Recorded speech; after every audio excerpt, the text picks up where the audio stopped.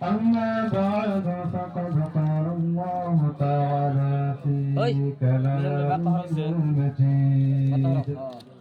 وفرقانه الحميد أعوذ بالله من الشيطان الرجيم بسم الله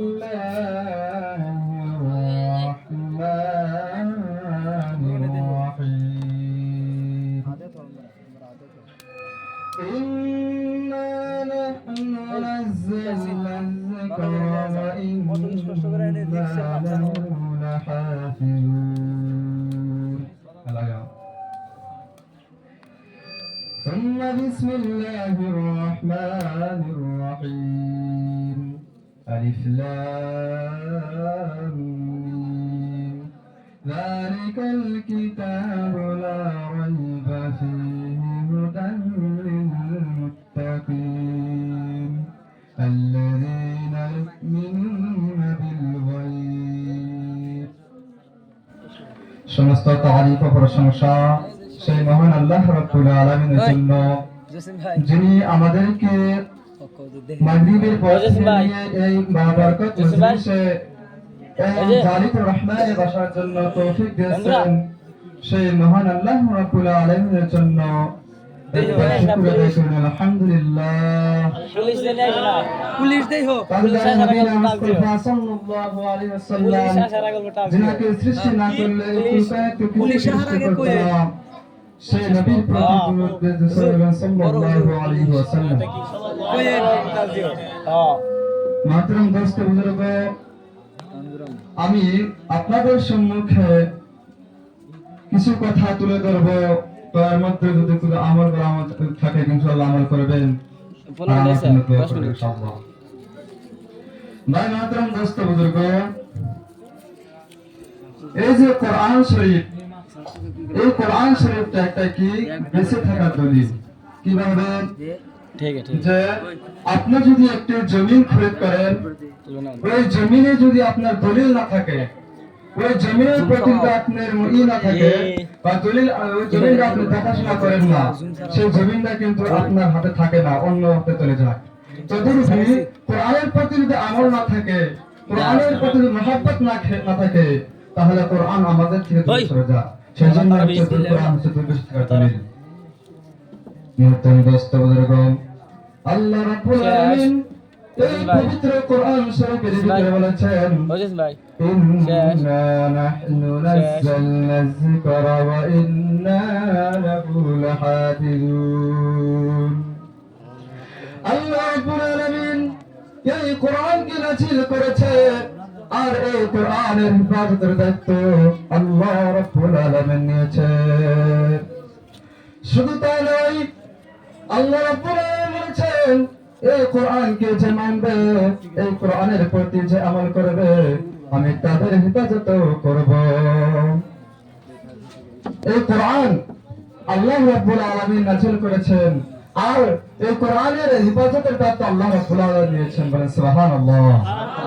শুধু তাই নয় এই কোরআনের হিফাজত করব আর এই কোরআনের প্রতি যে আমল করবে তাদের হিফাজত আল্লাহ করবেন সুবহানাল্লাহ মাতরম দোস্ত বুজুর্গ আল্লাহ রাব্বুল আলামিন বলেছেন যে আমার হুকুম আর আমার রাসূলের হুকুম যে পুরোপুরি মানবেন তাদের কবরের রূহ মুবারকে হাজার হাজার সাদকা দরুদ পড়তে থাকবে আর যারা আমার ওলি নয় তাদের কবরে তাদের জন্য মুমিনের তেল একটু কাটবে না আল্লাহ রাব্বুল আলামিন বলেছেন এই কোরআনকে আল্লাহ রাব্বুল আলামিন কোথায় হিফাজত করেছে মহতরম দোস্ত বুজুর্গ এই কোরআনকে যদি আপনি ব্যাংকে রাখেন সেখান থেকে পাওয়ার সম্ভাবনা আছে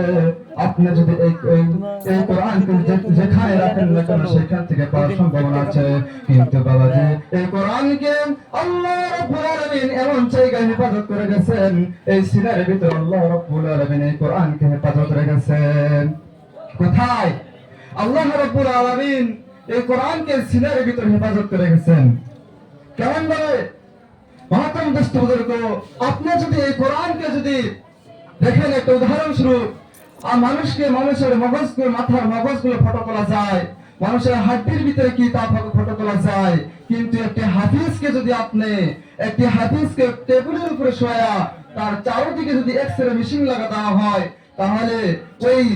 ওই কোরআনটা সেই হাফিজের কোন জায়গায় রয়েছে, কিন্তু ওই